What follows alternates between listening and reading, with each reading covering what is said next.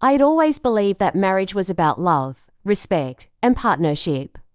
But after 5 years with Daniel, I realized that, for him, marriage was more about control. And his mother, Eleanor, made sure I knew my place beneath them both. She constantly interfered, making snide remarks about my background, my career, and even my appearance. It was suffocating. Daniel and I met in college. He was charming, ambitious, and from an old money family that always looked down on me. My background wasn't as polished as his, but I worked hard.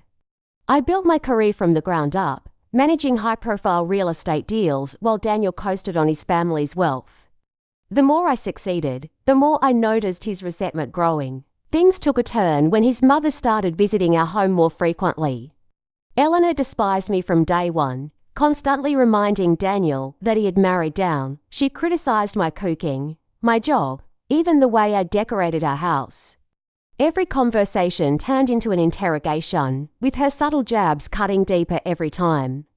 Then, on our anniversary, Daniel dropped a bombshell. "I think you should take a step back from work," he said over dinner, his mother smirking beside him. "Focus on family things." I almost choked on my wine. "Excuse me, it's just. Your job is demanding, you're always busy. Maybe it's time to settle down. Let me take care of you." I stared at him in disbelief, realizing he wasn't asking, he was expecting compliance. "Let you take care of me," I repeated, stunned.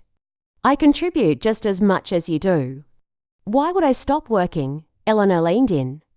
"Darling, men don't like competition. They like a woman who supports them. Not one who's always outdoing them." I felt the blood drain from my face. This wasn't a suggestion, this was an order. And Daniel, the man who once encouraged my ambitions, sat there nodding in agreement. That was the moment I knew he didn't respect me. He never had. And if I didn't act now, I'd lose everything I had worked for. I forced a smile. "You're right. Maybe I've been too focused on work. Let's talk about it tomorrow." That night, I lay awake, my mind racing. Giving up my career wasn't an option, but giving up Daniel. Now that was something I could work with. Over the next few months, I started preparing. I quietly moved my biggest real estate deals into my name, transferring joint assets where I could. I also hired a private investigator. If Daniel and Eleanor thought I was just going to fade into the background, they were sorely mistaken.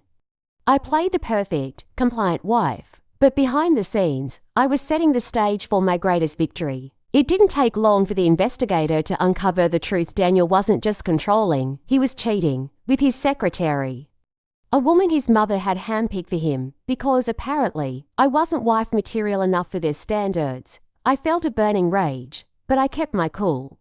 Instead of confronting him, I played along, pretending not to notice the late nights and the sudden change in his attitude. Step 1. Financial devastation. By the time Daniel realized what I had done, I had already secured the lion's share of our assets.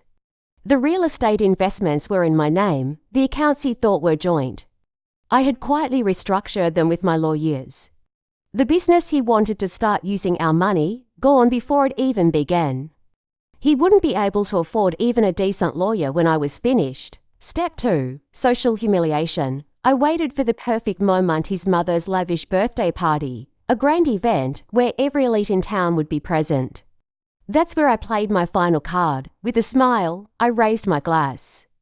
To my dear mother-in-law, Eleanor, who always taught me the importance of knowing one's place.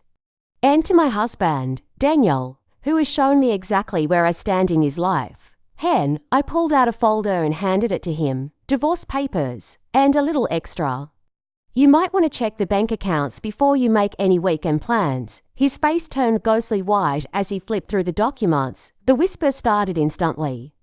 People checked their phones as news alerts popped up. Daniel's company was financially crippled, thanks to some mismanagement. Oh, and his affair. The photos were now circulating in an email leak. Eleanor gasped, clutching her pearls. "How could you do this?" I turned to her, my voice sweet as honey. "I simply followed your advice, Eleanor. I made sure I was with a man who truly valued me. And since Daniel isn't that man, I'll be taking my leave." With that, I walked out of the party, leaving them in ruin. their high society friends watching in stunned silence. Daniel lost everything. His reputation was in tatters, his company collapsed, and without access to the wealth he had relied on, he had to move in with his mother. As for me, I thrived. I expanded my business, traveled, and surrounded myself with people who actually respected me. I never looked back. Every time I sipped champagne in my penthouse overlooking the city, I toasted to Eleanor's words, "Men don't like competition," because, in the end, I had .